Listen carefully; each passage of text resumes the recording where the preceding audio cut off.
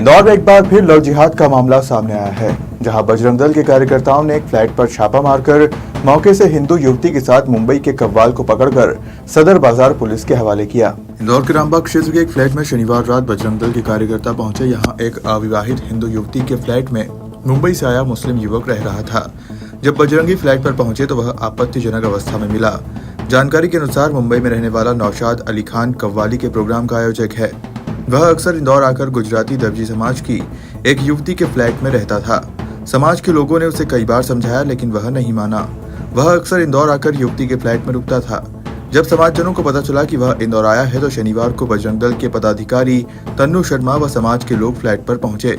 पहले तो उन्होंने नौशाद की धुनाई की, फिर उसे थाने ले गए। समाजजनों ने कहा कि नौशाद लव जिहाद कर हिंदू लड़कियों को फंसाता है। इसके बाद उनका शारीरिक शोषण करता है।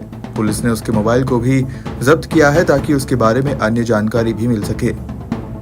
इंदौर से हार्दिक प्रजापति की रिपोर्ट। इंदौर शहर में एक बार फिर डिजिटल अरेस्ट की एक घटना सामने आई है, जिसमें 85 साल की बुजुर्ग महिला को ठगों ने 36 घंटे वीडियो कॉल पर रखकर पूछताछ की। इस दौरान उनसे 1 करोड़ 2 लाख रुपए वसूलने की कोशिश की गई। पुलिस के अनुसार बुजुर्ग महिला नंदनी को ठगों ने try, RBI, Mumbai police, CBI अफसर बनकर धमकाया। इसके बाद उन्हें जेट एयरवेज के मालिक नरेश गोयल केस में शामिल होने की बात कही। इसके बाद उन्हें मनी लॉन्ड्रिंग में लिप्त बताकर 266 एफआईआर की धमकी दी। जानकारी के मुताबिक ठगों के झांसे में आकर बुजुर्ग महिला बैंक में रुपए निकालने पहुंची थी। इसी दौरान महिला बैंक मैनेजर को शक हुआ। उन्होंने जब बुजुर्ग महिला से बात की तो सारा मामला सामने आया। इसके बाद तुरंत Indore crime branch additional DCP Rajesh Dandotiya को इसकी सूचना दी गई।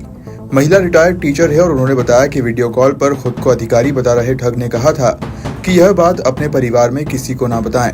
अगर बच्चों को बताई तो उन पर भी जांच की जाएगी और केस दर्ज किया जाएगा। ऐसे में पूरा परिवार फंस जाएगा। महिला का कहना है कि ठग बार बार बोल रहा था कि आप मेरी माताजी जैसी हैं, मैं आपको बचाना चाहता हूँ। इन्हीं बातों से वे उनके झांसे में आ गई। वहीं crime branch additional DCP Rajesh Dandotiya ने मीडिया से चर्चा करते हुए पूरे मामले की जानकारी दी। फोन पे मुझे बताया गया कि मेरे अगेंस्ट बहुत सारी एफआईआर्स हैं और नरेश गोयल नाम के व्यक्ति से मेरी मुलाकात थी और मैं उनके साथ उनके प्रोजेक्ट में काम कर रही थी। मेरा एक फेक अकाउंट उन्होंने बनाया था कैनरा बैंक में, उसके लिए वो पूछताछ कर रहे थे कि आपका अकाउंट है, ये प्रूवन है। मैंने कहा नहीं है मेरा अकाउंट, मेरा कोई अकाउंट नहीं है मुंबई में। इंदौर के 2 पड़ोसियों के बीच विवाद की घटना सामने आई है, जहां दोनों पक्षों के बीच जमकर मारपीट की गई, जिसका वीडियो अब सोशल मीडिया पर वायरल किया जा रहा है। दरअसल घटना चंदननगर थाना क्षेत्र के सिरपुर धार रोड स्थित गांधी पैलेस कॉलोनी की है, जहां पानी को लेकर 2 पड़ोसियों में विवाद हो गया। मामूली बात को लेकर हुआ विवाद बातों ही बातों में हाथापाई तक पहुंच गया, जिसमें पुरुषों के साथ महिलाओं के बीच मारपीट हुई। वहीं मौके पर मौजूद लोगों ने इसका वीडियो बना लिया, जिसे अब सोशल मीडिया पर वायरल किया जा रहा है। इंदौर से हार्दिक प्रजापति की रिपोर्ट। रतलाम शहर में एक हाथी और घोड़े के बीच हुई लड़ाई का अजीबोगरीब मामला सामने आया है। यहां सड़क पर उत्पात मचा रहे एक हाथी को एक घोड़ा जमकर सबक सिखाता नजर आया। पहले तो दोनों के बीच जमकर लड़ाई हुई, जिसका नतीजा भी बेहद चौंकाने वाला सामने आया। दरअसल घटना शहर के पलसोड़ा फाटे की है, जहां अपने महावत के साथ मार्ग से गुजर रहे एक विशालकाय हाथी ने अचानक ही उत्पात मचाना शुरू कर दिया। हाथी सड़क किनारे मौजूद घरों और उसके सामान को क्षति पहुंचाने लगा। इस दौरान हाथी ने घोड़े मालिक का भी कुछ नुकसान किया था। फिर क्या था, मालिक के नुकसान का बदला लेने उसका घोड़ा हाथी के सामने कूद पड़ा और एक के बाद एक हाथी पर हमले शुरू कर दिए। काफी देर जद्दोजहद के बाद आखिरकार हाथी को पीठ पर बैठे महावत समेत वहां से भागना पड़ा। घोड़ा भी हाथी को खदेड़ने के लिए उसके पीछे पीछे दूर तक दौड़ता नजर आया। हालांकि लोगों की भीड़ के बीच सड़क पर सबसे बड़ी राहत की बात यह रही कि हाथी और घोड़े की फाइटिंग में किसी इंसान को नुकसान नहीं पहुंचा। हाँ, बस दोनों की लड़ाई में वहां पर खड़ी एक बाइक जरूर गिर गई। बताया जाता है कि घोड़ा किसी पहलवान का है, वह भी घोड़े को काबू में करने के लिए पीछे पीछे भागता हुआ नजर आया।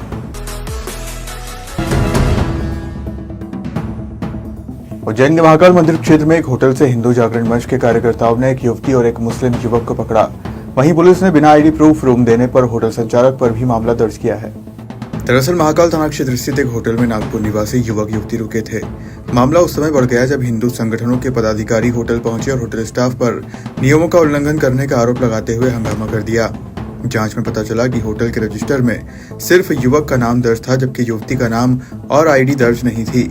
हिंदू जागरण मंच के रितेश माहेश्वरी ने बताया कि उन्हें सूचना मिली थी कि एक युवक महाकाल मंदिर क्षेत्र में युवती के साथ घूम रहा है और होटल में कमरा लेकर रह रहा है। सूचना पर मंच के पदाधिकारी पुलिस के साथ होटल पहुंचे और जांच में पता चला कि युवक का नाम सज्जाद निवासी नागपुर है। इसके बाद पुलिस युवक युवती को महाकाल थाने ले गई। जैसा कि 2 महीने से चल रहा है लव जिहाद का मामला, आज ऐसा ही एक मामला महाकाल क्षेत्र में हमको संज्ञान में आया।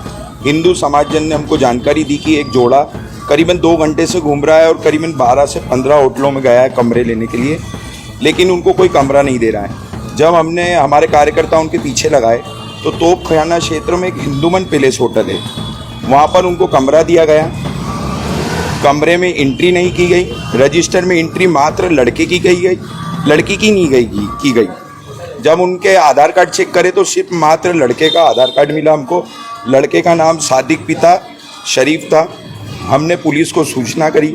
पुलिस को सूचना करने के बाद तत्काल पुलिस को बुलाया।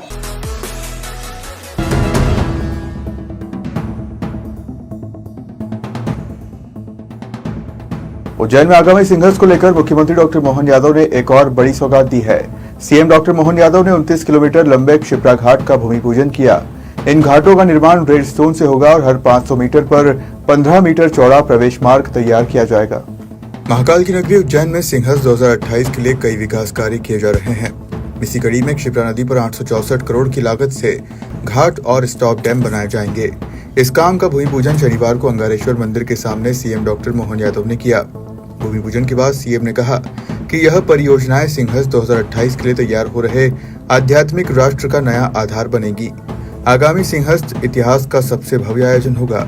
कार्यक्रम में भरतनाट्यम, कथक और डमरू नाद की आकर्षक प्रस्तुति दी गई। मुख्यमंत्री डॉक्टर मोहन यादव ने भूमि पूजन के पश्चात माता क्षिप्रा का पूजन भी किया। कार्यक्रम में क्षिप्रा नदी पर आधारित आकर्षक नृत्य की प्रस्तुति भी दी गई।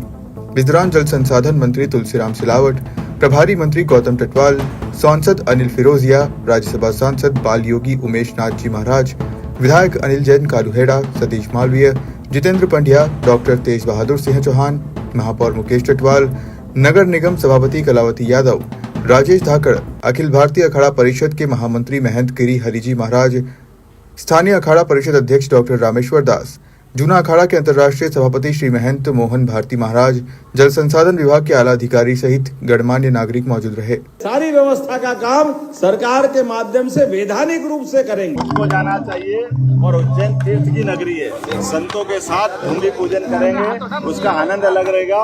उसी भाव के आधार पर मैंने अपने इस अहिल्या माता की तिथि के अवसर पर ये घाट निर्माण का काम हमने प्रारंभ किया है। और खास करके ये होलकर का बाग एक स्थान जो आता है, हम घाटों के नाम रखेंगे अलग। इसमें से एक अहिल्या माता के नाम पर भी ये घाट का नाम हम करने की घोषणा करते हैं। मेरी अपनी ओर से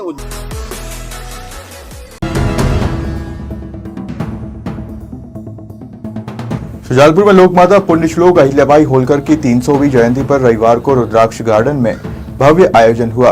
कार्यक्रम की शुरुआत सुबह 9 बजे हेलमेटधारी बाइक रैली से हुई, जिसमें 100 से ज्यादा दोपहिया वाहन शामिल हुए। पहली बार सड़क सुरक्षा नियमों का पालन करते हुए रैली निकाली गई, जिसे शहरवासियों ने सराहा। समाज की युवती गरिमा ने अहिल्याबाई का स्वरूप धारण कर रैली की अगुवाई की। Rally city higher secondary school से शुरू होकर सिविल अस्पताल, अकोदिया नाका, बस स्टैंड, श्रीनगर, झंडा चौक, रोकड़िया हनुमान मंदिर, पुलिस चौकी और फ्रीगंज होते हुए रुद्राक्ष गार्डन पहुंची। वहां दीप प्रज्वलन के साथ मुख्य कार्यक्रम का शुभारंभ हुआ। कार्यक्रम में बड़ी संख्या में समाज जन और अतिथि शामिल हुए। नगर पालिका अध्यक्ष बबीता बर्मान ने अपने संबोधन में अहिल्याबाई को महिलाओं के लिए आदर्श बताते हुए उनके पद चिन्हों पर चलने की अपील की। कालापीपल विधायक घनश्याम चंद्रवंशी ने ऐसे आयोजनों को नियमित करने की बात कही, ताकि नई पीढ़ी अपने महापुरुषों से जुड़ सके। सांसद महेंद्र सिंह सोलंकी ने कहा कि 300 साल पहले इंदौर जैसे शहर की नींव और व्यापारिक विकास का श्रेय अहिल्याबाई को जाता है। उच्च शिक्षा मंत्री इंदर सिंह परमार ने शिक्षा पाठ्यक्रमों में महापुरुषों के योगदान को शामिल करने की दिशा में किए जा रहे प्रयासों को ऐतिहासिक करार दिया। मैं तो एक बात कहना चाहता हूँ कि वही कि इस देश में जब अंग्रेज थे तब तो थे, अंग्रेजों ने तो स्वाभाविक रूप से भारत के लिए काम करने वाले, धरती के लिए लड़ने वाले हमारे महापुरुषों को इतिहास के पन्नों पर जगह नहीं दी। आज जो संगति है मध्य प्रदेश की राजधानी भोपाल है, मगर मध्य प्रदेश की आर्थिक राजधानी इंदौर है। और इंदौर को बनाने का काम यदि किसी ने किया तो देश विदेश गांव शहर सब पे नजर, सबकी खबर, नया रूप है नए है रंग, सबको समेटे अपने संग।